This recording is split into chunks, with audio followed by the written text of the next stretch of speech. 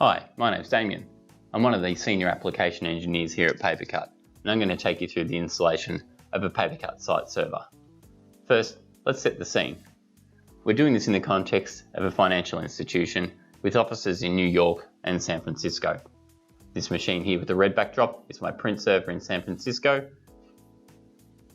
and this machine here with the blue backdrop is an application server in New York. As you'll see, I've already got PaperCut installed on the application server in New York, and I've already gone to the extent of upgrading this to PaperCut version 15.0. Within that as well, I've also licensed the application for site servers.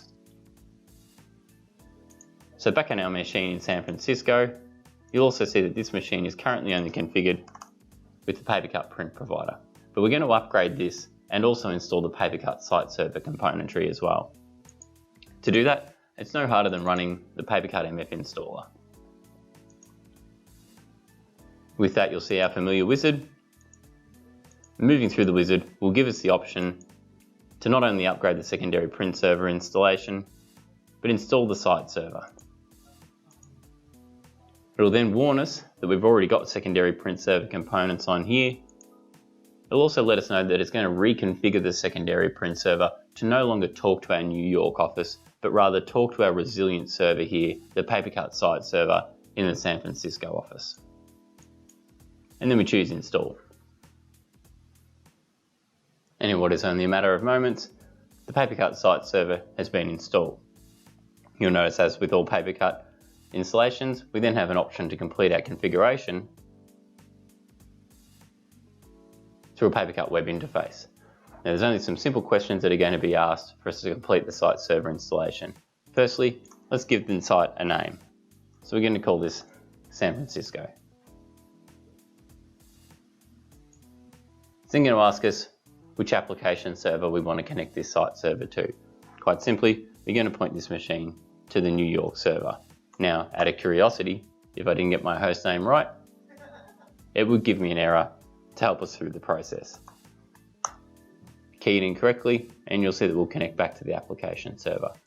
We then need to provide some credentials that will have administrative access over the application server.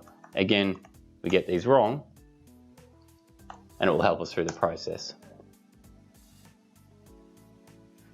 And that is as hard as it is to connect a site server to an application server. What you'll also notice is that we also have a new service installed called the PaperCut site server as well. In addition to this,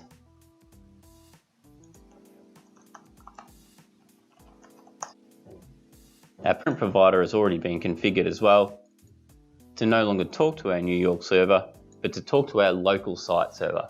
So the print server now talks to the site server, and if the site server can't communicate with the application server, then the site server will fill the role of the application server to the local print server.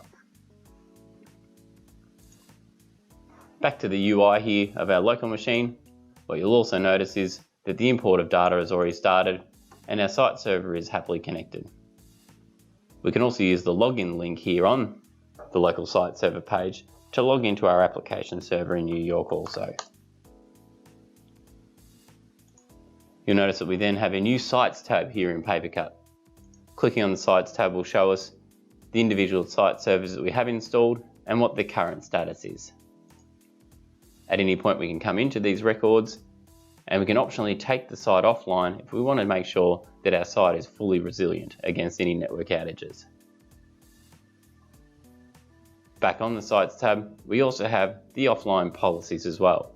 Offline policies are covered in detail in our manual, but they effectively define how each individual site will behave in the unlikely event that the application server is unavailable. What we can also do is we can go to our devices and we can find an existing device that PaperCut goes looking for. In this case, we've got a Fuji Xerox device connected.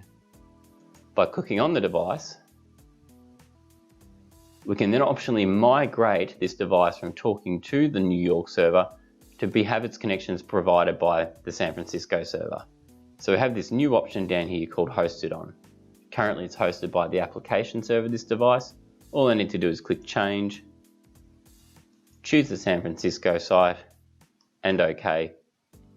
And the device is now automatically reconfigured to no longer talk directly to the application server in New York, but to preference communication to the site server in San Francisco. We're now in the perfect position that if we were to lose connection between our San Francisco site and our New York site, San Francisco would be able to continue business functions of print, copy, fax, and scan.